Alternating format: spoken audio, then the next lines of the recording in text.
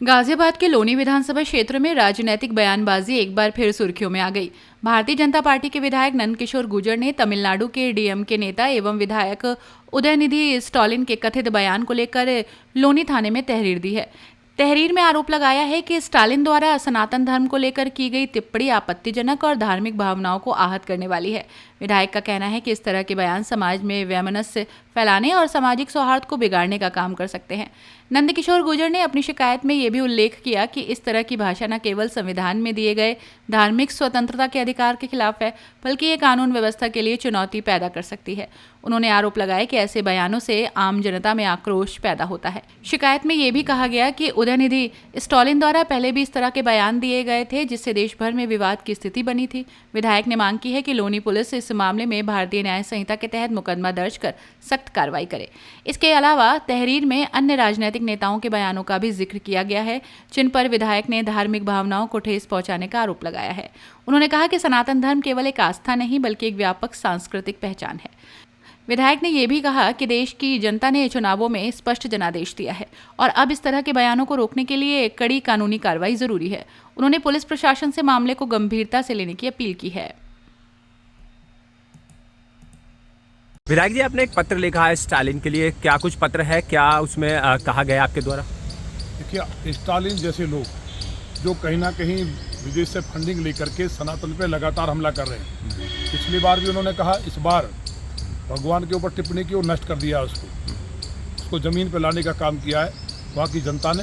लेकिन सदन में जिस तरह से आज तक इस देश में जब से सृष्टि बनी है, ऐसा दुस्साहस कोई नहीं कर पाया। जिस तरह की नीचता की मानसिकता, जो घृणित मानसिकता का परिचय दिया है कि सदन में सनातन को नष्ट कर देना चाहिए, तो उसको ये मालूम होना चाहिए कि उसके बाप और माँ वो भी कभी ना कभी उनके पूर्वज हिंदू थे, क्योंकि हिंदू सबसे पुराना धर्म है।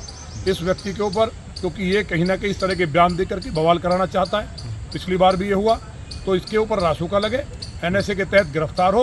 और ऐसे लोगों को, क्योंकि ये लोकतंत्र है, अगर राजतंत्र होता और राजा की किसी की सरकार होती तो फांसी दे दी जाती।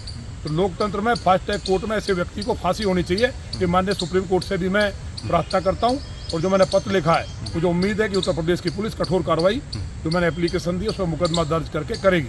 तो क्या विधायक जी, इस तरह से हिंदू देवी देवता पर लगातार टिप्पणी जो नेता करते आ रहे हैं, क्या राजनीति स्टंट तो नहीं है? नहीं, ये देखिए, हिंदू देवी देवताओं पर नहीं है, ये तो पूरे सनातन को नष्ट करने की बात कर रहा है। ये जितना बड़ा नीचता का बयान है, कितना बड़ा दुष्ट व्यक्ति है ये, इसको जनता ने तो पैदल कर दिया है।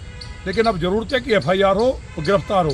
बंगाल में एक कोई सांसद है, कानी घोष है, नहीं क्या वो पहले मूवी में थी, वो सयानी घोष, हाँ जो भी है, मतलब उनका भगवान शंकर जी को कंडोम पहनाती है और कहती है राम की जरूरत नहीं है। और उसके बाद हनुमान चालीसा पढ़ने लगी। अखिलेश जी लिखने लगे, तुम रक्षक काहे को डरना, जिन्होंने कारसेव को गोली चलवाई। तो ये सनातन की ताकत है, लेकिन सनातन को नष्ट करने की बात कहना, पूरे सनातन का मतलब है जितने भी सिख हैं, जैन हैं, बुद्ध हैं या हिंदू हैं, सभी सनातनी हैं, और उन सबको नष्ट करने की बात कही गई है। इससे देश में दंगा भड़क सकता है, इसलिए ये NSA के तहत मुकदमा दर्ज हो।